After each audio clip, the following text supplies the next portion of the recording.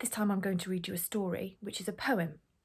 It was written by Alfred Noyes around 1900, but it was set some time before that when highwaymen roamed the land and robbed people of their riches, particularly stopping people in carriages and stealing their jewels. So this is a poem called The Highwayman. The wind was a torrent of darkness among the gusty trees. The moon was a ghostly galleon tossed upon cloudy seas. The road was a ribbon of moonlight over the purple moor, and the highwayman came riding, riding, riding. The highwayman came riding up to the old inn door. He'd a French cocked hat on his forehead, a bunch of lace at his chin. He'd a coat of the claret velvet and breeches of brown doe-skin. They fitted with ne'er a wrinkle.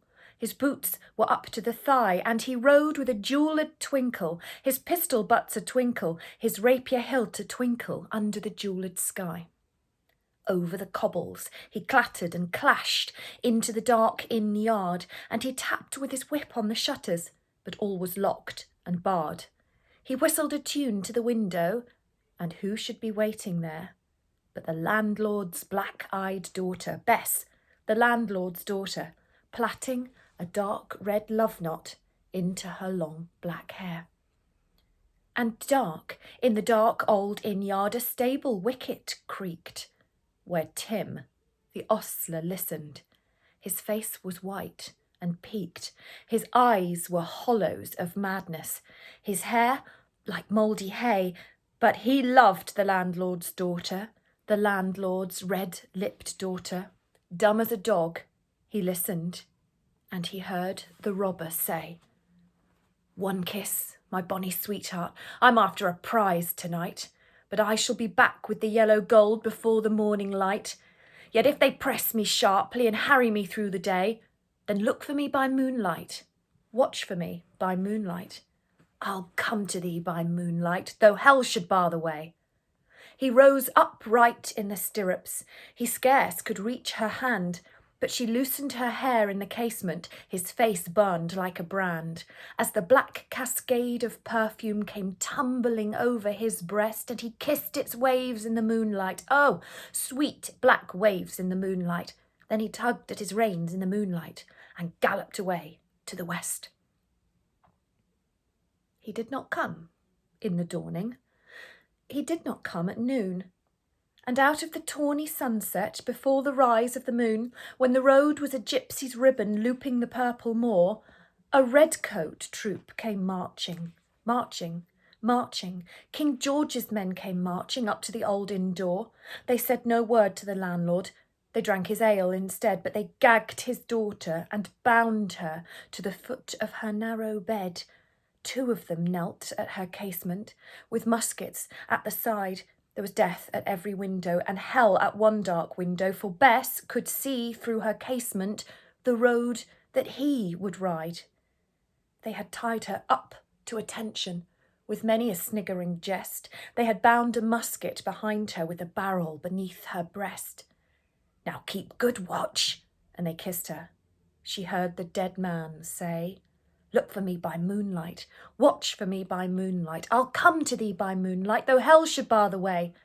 She twisted her hands behind her, but all the knots held good. She writhed her hands till her fingers were wet with sweat or blood. They stretched and strained in the darkness, and the hours crawled by like years, till now, on the stroke of midnight, cold, on the stroke of midnight, the tip of one finger touched it, the trigger. At last was hers. The tip of one finger touched it. She strove no more for the rest. Up she stood to attention, with the barrel beneath her breast. She would not risk their hearing.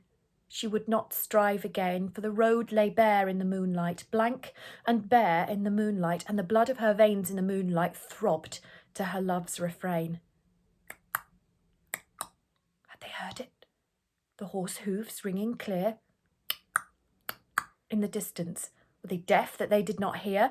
Down the ribbon of moonlight, over the brow of the hill, the highwayman came riding, riding, riding.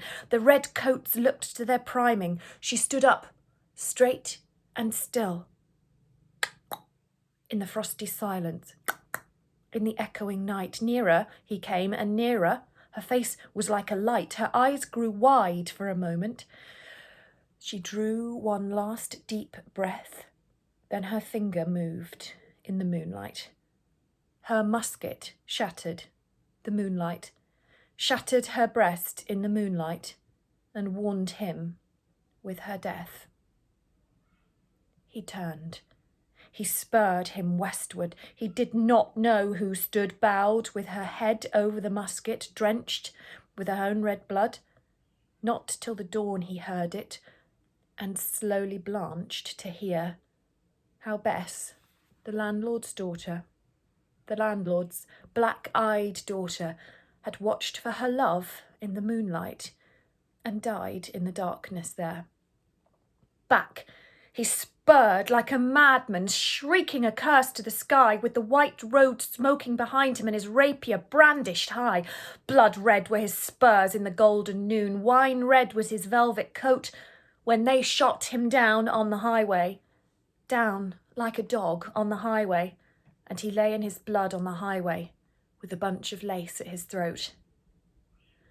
And still, of a winter's night, they say, when the wind is in the trees, when the moon is a ghostly galleon tossed upon cloudy seas, when the road is a ribbon of moonlight over the purple moor, a highwayman comes riding, riding, riding. A highwayman comes riding up to the old inn door. Over the cobbles he clatters and clangs into the dark inn yard, and he taps with his whip on the shutters, but all is locked and barred. He whistles a tune to the window, and who should be waiting there but the landlord's black-eyed daughter, Bess, the landlord's daughter, plaiting a dark red love knot into her long black hair.